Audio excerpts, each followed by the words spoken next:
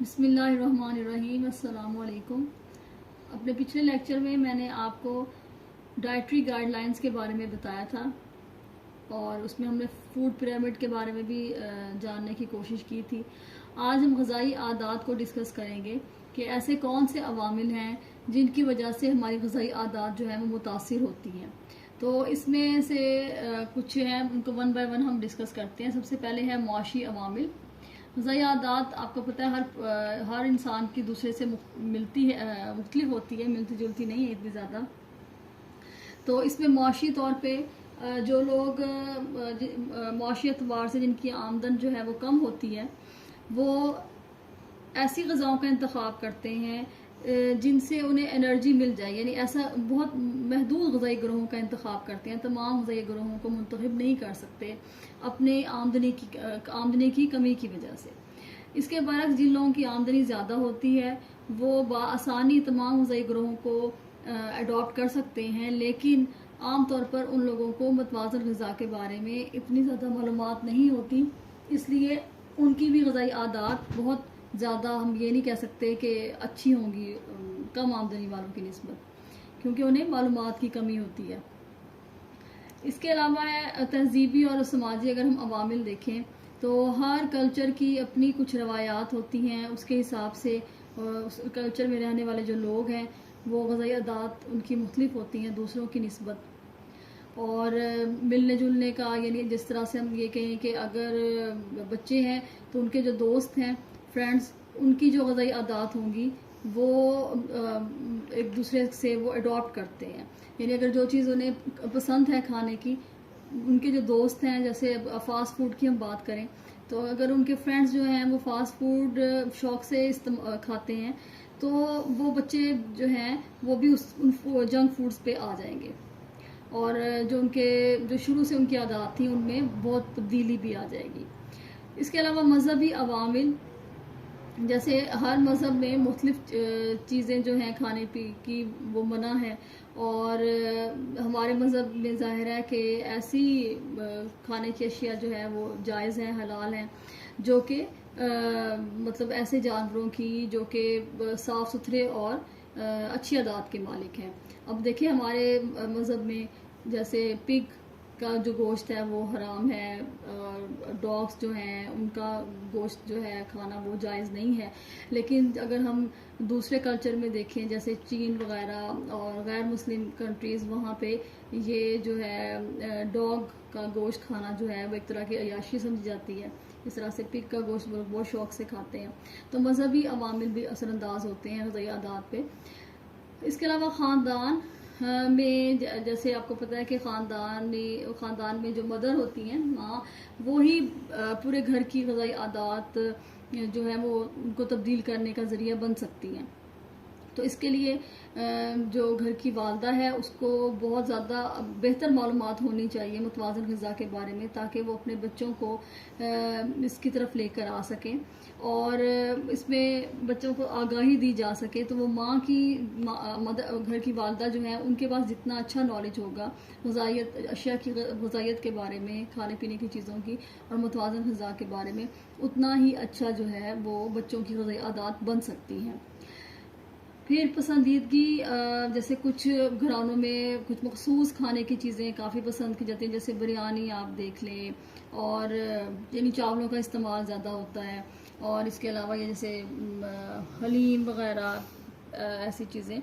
तो पसंदीदगी भी बहुत ज़्यादा इफ़ेक्ट करती है कि वो उस ख़ानदान में पसंद और नापसंद कैसी है खाने पीने की, तो वो भी ग़िज़ाई आदात को मुतासिर करेगी। दस्तयाबी खुराक के बाज़ ऐसी जगहों पे रिहाइश होती है जहाँ पे खाने की अशिया आसानी से अवेलेबल नहीं होती। अब चूँकि आपको रेडीमेड चीज़ें बहुत ज़्यादा मिल रही हैं मार्केट में, तो इजीली आप उसे ले सकते हैं। इसमें एग्ज़ाम्पल जो है वो यही फ़ास्ट फूड की है आपके सामने।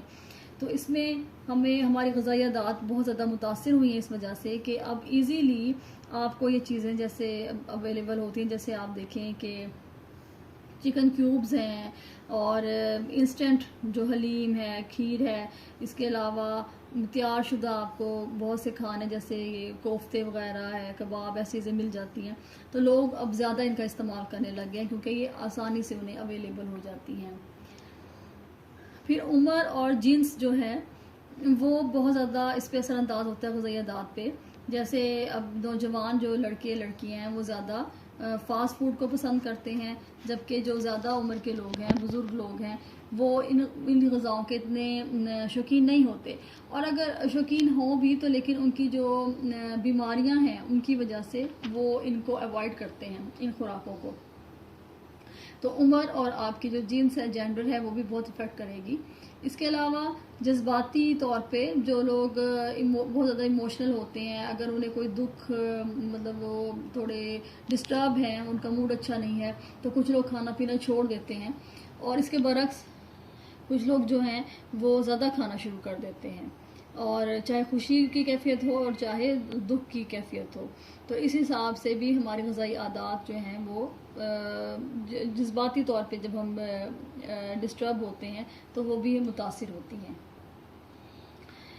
और इसमें एक समाजी इक़दार का पॉइंट हमारा मिस हुआ। उसमें समाजी इक़दार वही बात हो गई कि जो हम आपस में शादी ब्याह के मौके पर और दूसरे मौक़ों पर जब हम मिलते जुलते हैं तो उसमें भी हम जैसे अब आप देख लें कि कराची का जो कल्चर है वहाँ पे शादी ब्याह के मौके पर आपको हलवा पूरी भी मिलेगी, और इसके अलावा ये दूसरी चीज़ें भी मिलेंगी जो अमूमन हम नाश्ते में इस्तेमाल करते हैं। लेकिन हमारे यहाँ जो है वो खाने का तरीक़ाकार थोड़ा डिफरेंट है और मखसूस चीज़ें हैं जो मिलती हैं।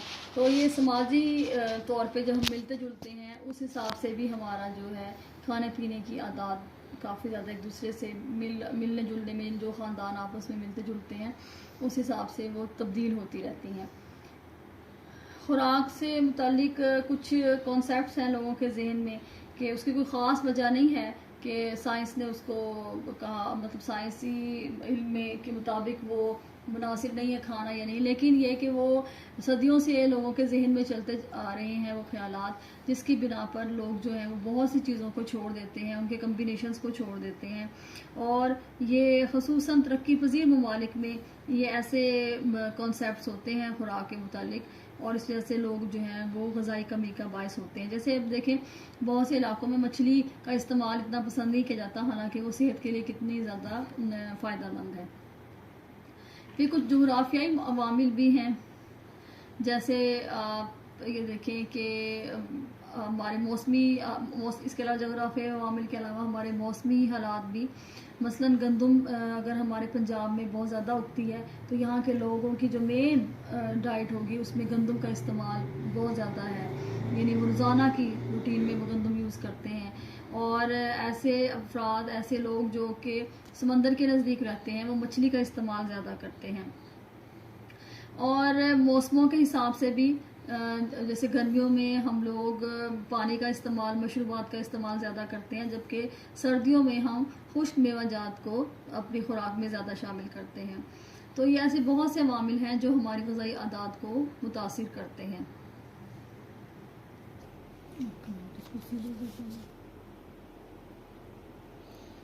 हमारा चैप्टर नंबर 2 स्टार्ट होता है।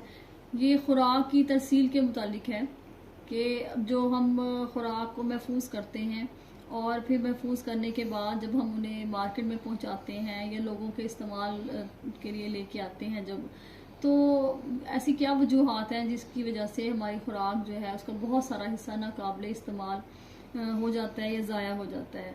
तो इन वजूहात को भी हम वन बाय वन डिस्कस करने की कोशिश करते हैं। तो खुराक के नाकाबिले इस्तेमाल होने की कुछ वजूहात हैं।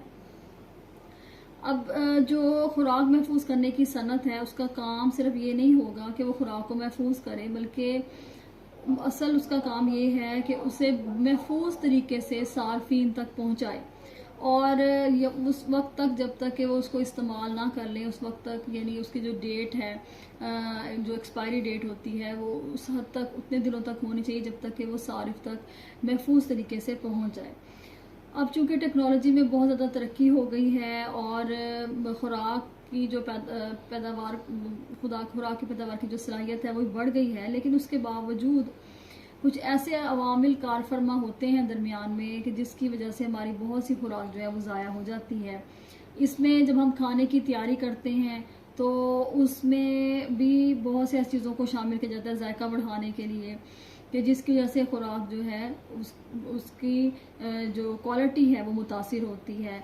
और जब फसलें जब तैयार हो रही होती हैं उनके ऊपर जब कीमियाई स्प्रे किया जाता है, कीमियाई अद्वियात का स्प्रे किया जाता है, उससे भी उनकी जो क्वालिटी है और उनमें बल्कि जहरीले असरात पैदा हो जाते हैं।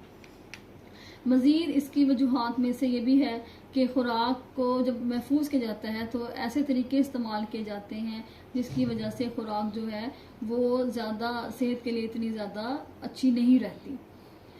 तो अगर हम देखें फूड जो एग्रीकल्चर ऑर्गेनाइजेशन कमेटी वो है यूनाइटेड नेशन की, और इसके अलावा वर्ल्ड हेल्थ ऑर्गेनाइजेशन को अगर हम देखें, उनके जो कमेटी ने फैसला दिया उसके मुताबिक खुराक के जो जहरीले असरात हैं उनकी वजह से जो अमराज पैदा होते हैं वो हमारी सेहत के लिए एक बहुत बड़ा ख़तरा है। और अगर हम छोटे बच्चों की को देखें तो 5 साल से कम उम्र वाले जो बच्चे हैं वो ज़्यादा इससे मुतासिर होते हैं। और इसकी वजह क्या होगी कि अगर हम खुराक की नामुनासिब हिफाजत की वजह से माहौल में ऐसे कीमियाई मादे पैदा होते हैं और ऐसे जहरीले बैक्टीरिया पैदा होते हैं जो खुराक को जहर आलूद कर देते हैं, और उसकी वजह से उन बच्चों में मोशन स्टार्ट हो जाते हैं और ऐसे दूसरे वबाई अमराज, उन्हें डायरिया वगैरह हो जाता है जिसकी वजह से उनकी डेथ हो जाती है। तो खुराक की पैदावार तो अहम है, लेकिन उसको महफूज तरीके से सारिफ तक पहुंचाना जो है वो उससे ज़्यादा अहम है। इसमें सबसे पहले हम एक वन बाय वन इसको डिस्कस करते हैं। सबसे पहले है कि कीमियाई अद्वियात का जब छिड़काव किया जाता है तो उसके क्या असरात होते हैं खुराक पे। तो इसकी सबसे बड़ी वजह यही होती है कि जो किसान इन अद्वियात का छिड़काव कर रहे होते हैं वो आम तौर पे पढ़े लिखे नहीं होते। वो जो इंस्ट्रक्शंस दी हुई होती हैं उनकी पैकिंग पे जो इंस्ट्रक्शन दी होती है अद्वियात की पैकिंग पे, उसको वो फॉलो नहीं करते 100%, और या तो उनका ज़्यादा स्प्रे कर देते हैं और उनका तरीका बेहतर नहीं होता। और आमतौर पे ये भी होता है कि उन बॉटल्स को वो जगह ऐसे खेतों में ऐसे ही फेंक देते हैं, बल्कि उनको बहुत अच्छे तरीके से उन्हें डिस्पोज ऑफ करना चाहिए, क्योंकि जब वो उनकी जो पैकिंग वाली जो होती हैं बॉटल्स वगैरह होती हैं अद्वियात की, वो भी बहुत ज़्यादा जहरीली होती हैं। अगरचे वो खाली भी रह जाए लेकिन फिर भी उनके अंदर काफ़ी ज़्यादा असरात होते हैं, तो वो आहिस्ता आहिस्ता पानी में भी रिश्ते चले जाते हैं। तो ये अद्वियात जो हैं वो कीड़े मकोड़ों को तो मारने के काम आएंगी, जड़ी बूटियों को भी, लेकिन वो खुराक के ऊपर बहुत ज़्यादा बुरे असरात मुरतब करेंगी और इसलिए फिर ये इंसानी सेहत के लिए मोज़र हो जाती हैं। ये वाली जो हमारी खुराक होती है, जैसे अब आप देख लें गंदम है खाने पीने की, और दूसरी जो ग़िज़ाएँ दालें वगैरह पे स्प्रे होता है या इन चीज़ों पे, तो ये हमारी सेहत के लिए फिर मुज़र हो जाती हैं फ़ायदा देने की बजाय। फिर खुराक की तैयारी में कुछ ऐसे अज्जा शामिल किए जाते हैं, जैसे आप देखें कि मार्केट में आपको ये स्वीट्स मिलती हैं, मिठाइयाँ। अब इन मिठाइयों में जो रंग इस्तेमाल किए जाते हैं वो भी हेल्थ के लिए अच्छे नहीं होते। फिर कुछ सूप्स वगैरह के इस्तेमाल के लिए उनको थिकनेस देने के लिए हम यूज़ करते हैं। तो ऐसी बहुत सी ऐसी चीज़ें हैं जो खुराक की तैयारी में वो इस्तेमाल की जाती हैं, लेकिन वो हेल्थ के लिए जो है वो अच्छी नहीं होती और उनको बाद में नुकसान का सबब वो बनती हैं। इसमें कुछ एग्जांपल्स हैं, जैसे एंटी केकिंग एजेंट है, यानी ऐसा मवाद जो जमने ना दे बल्कि जमने से रोके।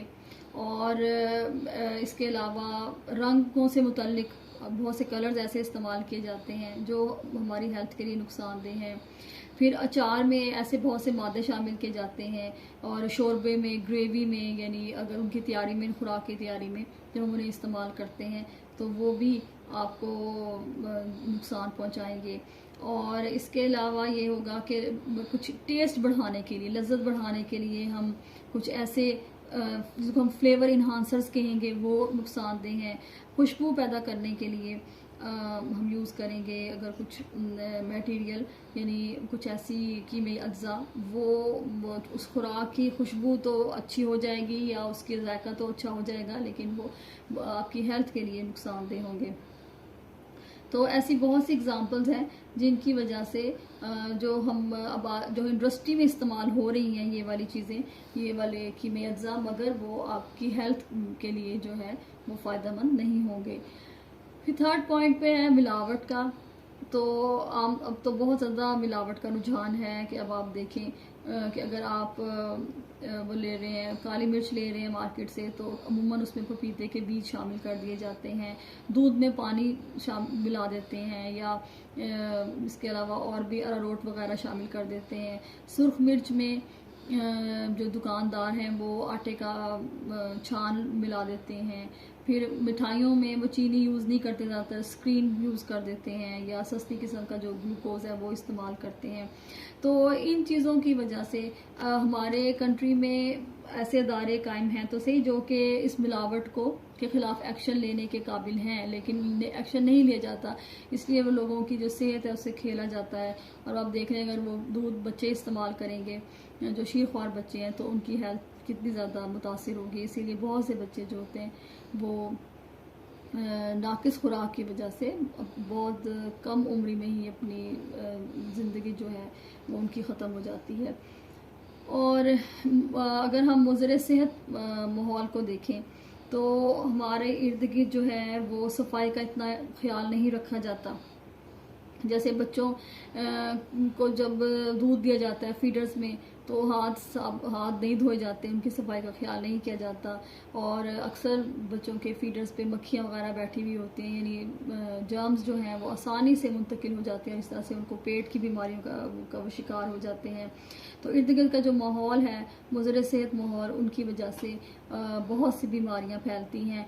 और चूहों की अगर बहुतात हो, ऐसी बहुत सी आप देखें शॉप्स पे जहाँ पे हम खाना खाने जाते हैं, तो अमूमन उनके जो किचन्स वगैरह में, स्टोर्स में चूहे काफ़ी ज़्यादा होते हैं।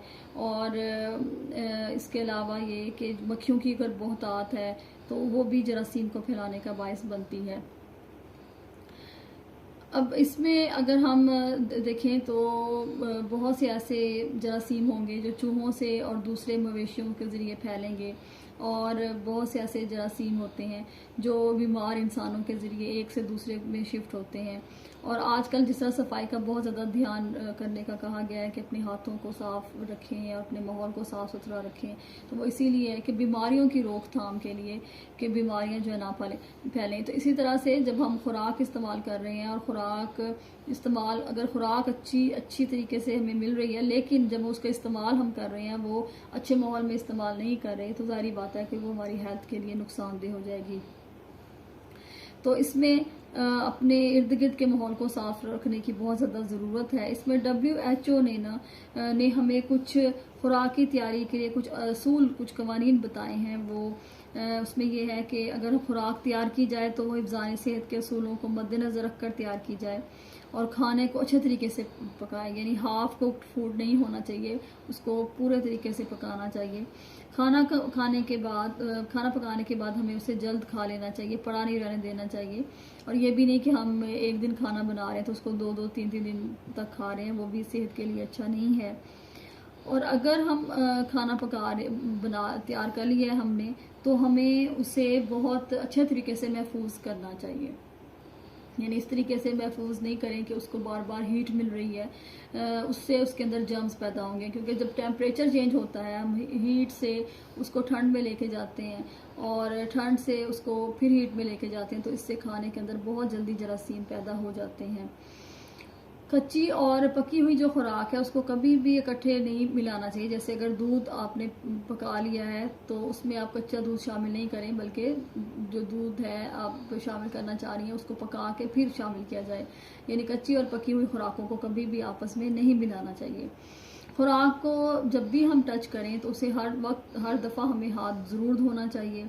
हमारा किचन जो है वो साफ़ सुथरा होना चाहिए, और खाने पीने की तमाम अशिया जो हैं वो चूहों को और दूसरे जानवरों से और कीड़े मकोड़ों से हमेशा बचा कर रखना चाहिए। और पानी भी अगर हम इस्तेमाल करते हैं तो बॉयल्ड वाटर हो, साफ़ सुथरा हो, शफाफ पानी होना चाहिए। इसके बाद अगर हम नामुनासिब ज़ख़ीरे की बात करें कि ख़ुराक जो है वो हमने खेतों से तो हासिल कर ली, लेकिन जब हम उसको स्टोर कर रहे हैं तो हम अच्छे तरीके से अगर स्टोर नहीं करेंगे, जैसे किसान के पास इतनी फैसिलिटीज़ नहीं हैं कि वो उसे प्रॉपर स्टोर में रख सके, और उसे कई कई दिन जो है वो बाहर खेतों में रखना पड़ रहा है आसमान के नीचे, तो बहुत से मौसमी हालात की वजह से, और इसके अलावा के जो फसलों में बहुत से कीड़े होते हैं, चूहे वगैरह होते हैं, परिंदे होते हैं, जानवर होते हैं, उनकी वजह से खुराक का बहुत सा हिस्सा जो है वो हमारा ज़ाया हो जाता है, और फिर उस आबादी के हिसाब से खुराक की वो ज़रूरत पूरी नहीं होती। तो नामुनासिब ज़ख़ीरा करने की वजह से घरेलू सतह पर भी और तजारती सतह पर बहुत ज़्यादा खुराक ज़ाया होती है। इसमें एग्ज़ाम्पल्स हैं, जैसे आपको पता है चावल है, गंदम है, दालें वगैरह हैं, तो उसके लिए कोशिश करनी चाहिए कि उन्हें जल्द अज जल्द महफूज जगह पर रख दिया जाए ताकि वो ज़ाया ना हो सके। इसमें अगर हम देखें कि घरेलू सतह पर हम मुख्तलिफ ग़िज़ाओं को कैसे महफूज हमें करना चाहिए, तो उसके लिए हमें टेम्परेचर का बहुत ज़्यादा ध्यान रखने की ज़रूरत है। यानी अगर हमने पकी हुई खुराक को महफूज करना है तो कोशिश करें कि उसको जो गर्म खाने को हम गर्म और ठंडी खाने को हम ठंडा रखें, उसके टेम्परेचर में फ़र्क ना लाएं। खुराक को अगर ठंडा रखना हो तो हम 40 डिग्री फ़ारेनहाइट पर या 4 डिग्री सेंटीग्रेड पर उसको महफूज करें, और अगर हमने खुराक को महफूज गर्म रखना है तो उसे 140 डिग्री फ़ारेनहाइट से ज़्यादा दर्जा हरारत पर हम रखें। 60 से 110 डिग्री फ़ारेनहाइट दर्जा हरारत पर रखे गए जो खाने होते हैं उनमें जरासीम बहुत जल्दी शुरू हो जाते हैं, और अगर जो फ्रिज है उसका दर्जा हरारत जो है वो मुनासिब हद तक कम ना हो तो उसमें रखे गए खानों में भी जरासीम पैदा होने शुरू हो जाते हैं। यानी जो एक आम कॉन्सेप्ट है कि फ्रिज में या फ्रीज़र में जरासीम पैदा नहीं होते, नहीं, वहाँ पे भी जरासीम जो है अगर टेम्परेचर बदल रहा है और डिमांड के मुताबिक मुनासिब नहीं है तो फ़ौरन जरासीम पैदा होने शुरू हो जाएंगे। और अगर हमने फ्रिज से कोई खाना निकाल के बाहर रखा है तो कमरे के दर्जा हरारत पर उसे 2 घंटे से ज़्यादा हमें नहीं रखना चाहिए, हमें फ़ौरन उसको फ्रिज में रखना चाहिए। इसका तरीका वैसे यही होता है कि जितना हमें उसमें से ज़रूरत हो हम उतना ही निकाल लें और बाकी खाने को फ़ौरन फ्रिज में रखें, ज़्यादा देर उसे बाहर नहीं रखें, क्योंकि मैंने पहले भी आपको बताया कि जो ही टेम्परेचर चेंज होता है उसमें फ्लक्चुएशन होती है, तब्दीली उसमें वो अप एंड डाउन होता है, उसकी वजह से जरासीम जो है वो पैदा हो जाते हैं। कुछ जरासीम गर्मी में पैदा हो जाते हैं और कुछ जो है वो ठंड में भी पैदा हो जाते हैं। फलों और सब्जियों को छीलने के बाद हमें या अगर हमने उनको काटा है तो उसके बाद हमें उन्हें फ़ौरन फ्रिज में रखना चाहिए, और फ्रिज का दर्जा हरारत जो है वो 40 डिग्री फ़ारेनहाइट से कम रखना चाहिए। और इसके अलावा ये है कि दूध और सलाद के जो पत्ते हैं उनको हमें इतनी उसमें रखना चाहिए, फ्रिज मतलब इतनी उसको ठंड में रखना चाहिए कि वो मुंजमद ना हो पाए। अब कुछ ऐसी हमारी फूड आइटम्स हैं जिनके लिए मुख्तलिफ दर्जा हरारत हमें चाहिए, तो उसमें जैसे दलिया है, तो दलिया एक खुश्क खुराक है। इन खुराकों को जो खुश्क हो उन्हें हमें ऐसी जगहों पे रखना चाहिए जो मतलब जगह जो है वो खुश्क हो और हवादार हो। आमतौर पे हम इन खुराकों को एयर टाइट जार्स में रखते हैं ताकि उसमें कीड़ा वगैरह जो है वो ना लगे, और इसकी कोशिश करें कि जो हम नाश्ते में इस्तेमाल कर रहे हैं दलिया वगैरह तो उसको उसी पैकिंग में हम महफूज रखें, और हर दफ़ा इस्तेमाल करने के बाद उसको ठीक तरीके से बंद करें, यानी वो अच्छे तरीके से एयर टाइट बंद होने चाहिए। और इसके लिए शीशे के या धात के जो बर्तन हैं वो इसके लिए बहुत ज़्यादा अच्छे समझे जाते हैं। चिकनाई और ऑयल जहाँ तक है तो ये ऑयल को बहुत ज़्यादा हवा में नहीं हमें रखना चाहिए और हीट भी नहीं, क्योंकि आपको पता है जब एक दफ़ा ऑयल को हीट मिल जाए, अगर हम उसको हीट दे रहे हैं तो वो दोबारा इस्तेमाल के काबिल नहीं रहता, वो पॉइजनस हो जाता है। तो हवा लगने से ज़्यादा दर्जा हरारत पर ये जो उसमें स्मेल पैदा हो जाती है, जो जानवरों से हम चिकनाई वगैरह हासिल करते हैं उसमें स्मेल पैदा हो जाती है। अगर हमने मक्खन को ज़्यादा देर के लिए महफूज करना है तो हम उसे फ्रीज़ कर लें, क्योंकि आपको पता है अगर उसे फ्रीज़ नहीं करेंगे तो उसमें भी स्मेल पैदा हो जाएगी। जो सब्जियों से हम तेल हासिल कर रहे हैं और उसको हम आम टेम्परेचर पे रख सकते हैं। और हर किस्म के हमें तेल और घी को हमेशा कवर करके रखना चाहिए, क्योंकि ये जो दूसरी चीज़ें उसके इर्द गिर्द मौजूद हैं उसकी स्मेल जो है, खाने की चीज़ें उसकी स्मेल जो है ये आसानी से अब्जॉर्ब कर लेते हैं। जहाँ तक दूध को महफूज करने का ताल्लुक है, तो दूध से बनी हुई जो चीज़ें हैं और ताज़ा दूध जो है उसको हमें फ़ौरन फ्रिज में रखना चाहिए और उसका दर्जा हरारत फ़ौरन 40 डिग्री फ़ारेनहाइट से हमें कम रखना चाहिए। जब हम इन्हें फ्रिज में रखेंगे तो हमेशा कवर करके रखें। और इस जो दूध या उससे बनी हुई जो चीज़ मसनूआत हैं उनको अगर ज़्यादा दर्जा हरारत पर हम रखेंगे तो ना सिर्फ ये होगा कि उनमें जरासीम पैदा हो जाएंगे, बल्कि उनके जायके में भी कमी आ जाएगी। और इसके अलावा ये है कि फ्रिज से जब आप दूध या क्रीम निकालें तो उसका जो बाकी इस्तेमाल, जो हिस्सा हमने इस्तेमाल करना हो, तो बाकी हिस्से को हम फिर उसमें असल दूध या क्रीम में ना मिलाएं। यानी आपने उसको निकाला है फ्रिज में से और उसमें से कुछ हिस्सा इस्तेमाल कर लिया और कुछ आपने रहने दिया है या उसको गर्म किया है, तो दोबारा उसको असल बर्तन जो इसमें से आपने वो लिया था उसमें मत डालें। इससे क्या होगा कि दूध के ख़राब होने का ख़तरा होता है कि गर्म टेम्परेचर में चूंकि तब्दीली आ गई, उसको आपने गर्म किया था, पहले वाला ठंडा था, तो इस तरह से जो है वो दूध ख़राब हो जाता है। खुश दूध की जहाँ तक बात है तो उसको हमें फ्रिज में नहीं रखना चाहिए, बल्कि अगर फ्रिज में रखने की हमें ज़रूरत पेश आ भी रही है तो हम उसका लिक्विड बनाकर, यानी पानी में उसको हल करके महलूल बनाकर उसको हम फ्रिज में रखें। और अगर खुश दूध को जब भी हम इस्तेमाल करें तो उसे हमें फ़ौरन एयर टाइट जार में रखना चाहिए, क्योंकि अगर हम उसमें नहीं रखेंगे तो उसमें गुठलियाँ वगैरह सी बन जाएंगी नमी की वजह से और वो ख़राब हो जाएगा। जहाँ तक फलों और सब्जियों की बात है तो फलों और सब्जियों को जैसे आजकल का भी मौसम है तो फ़ौरन फ्रिज में रखना चाहिए। फ्रिज में रखने से वो गलने से बच सकती हैं, और अगर हम उन्हें फ्रिज से निकाल कर कमरे के दर्जा हरारत पर रखेंगे तो ये ख़राब हो जाएंगी। और उनको जब भी हम रखें फ्रिज में तो हमें धो कर रखना चाहिए। धोने के बाद उसको खुश्क करें और खुश्क करने के बाद रखें। अब जैसे स्ट्रॉबेरी है, चेरीज़ हैं, अंगूर वगैरह हैं, तो उनको डंडियों समेत हमें फ्रिज में रखना चाहिए, उनकी डंडियाँ नहीं उतारनी चाहिए। जहाँ तक मूली और गाजर की बात है तो उसके भी जब हमने फ्रिज में रखना है तो उसके पत्ते हमें नहीं उतारने चाहिए, बल्कि थोड़े थोड़े पत्ते जो हैं तकरीबन कम से कम 1 इंच तक हमें पत्ते जो हैं वो छोड़ देने चाहिए। सब्जियों को जहाँ तक मुंजमद करने की बात है तो उसके लिए कम से कम दर्जा हरारत 0 डिग्री फ़ारेनहाइट होना चाहिए या -18 डिग्री सेंटीग्रेड होना चाहिए। डब्बों में बंद और खुश्क सब्जियों को हवादार और खुश्क जगह पर रखना चाहिए। घर में जो खुश्क की हुई सब्जियां हैं उन्हें प्लास्टिक की थैलियों में या एयर टाइट जार्स में हम रख सकते हैं। जहाँ तक गोश्त और मुर्गी की बात है, इसमें भी आपको पता है बहुत जल्दी स्मेल पैदा हो जाती है जैसे दूध में है, तो इसको तो जब भी हम फ्रीज़ करें तो हमेशा धो के फ्रीज़ करना चाहिए।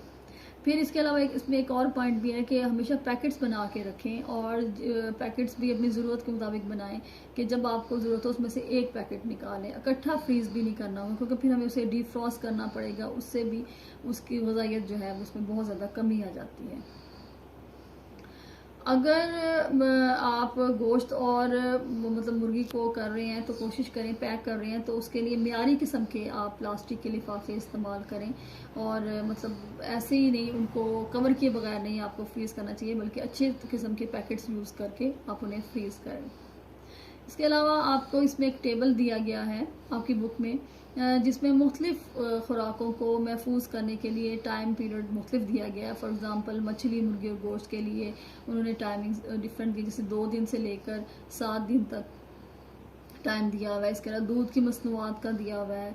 तो ये जब एग्ज़ाम में आपको ये क्वेश्चन आएगा कि आपने कच्ची और पकी हुई ग़िज़ाओं को कैसे महफूज करना है घर पे, तो उसके लिए आप अगर ये साथ में टेबल है उसमें से कुछ पॉइंट्स, हर खुराक में से कुछ पॉइंट्स अगर आप लिख देंगे तो ये आपके मतलब अच्छा आंसर इसमें बन जाएगा। तो जहाँ तक ताज़ा फल और सब्जियों की है तो उसमें कुछ फलों के लिए जो सख्त किस्म के फल हैं उसके लिए उन्होंने यहाँ तक कि 30 दिन तक का भी किया हुआ है। तो ये डिपेंड करता है कि फल जो है वो किस किस्म का है। जैसे अब सेब वगैरह है वो काफ़ी दिन रह जाते हैं, लेकिन केले जो हैं वो आप कम दिन रख सकते हैं। तो ये इस हिसाब से जो है वो वेरी करता है।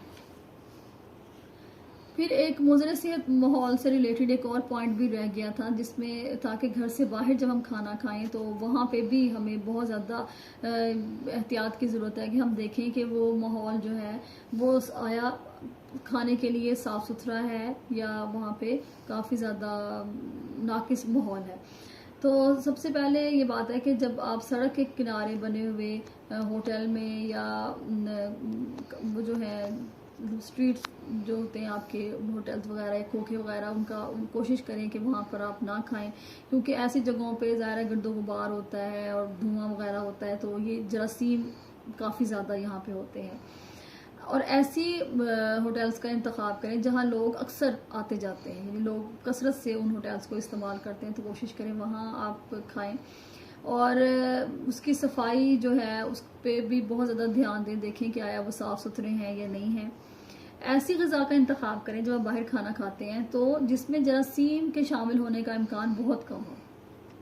जैसे ऐसे खाने जिसमें क्रीम्स होती हैं उनको कोशिश करें ना इस्तेमाल करें, ऐसे सैलड जिनमें क्रीम ऐड की जाती है, और उसको पहले देख लें उसका कलर तो नहीं तब्दील हुआ, उसमें स्मेल तो नहीं आ रही, ये चीज़ें जो है वो चेक करनी चाहिए।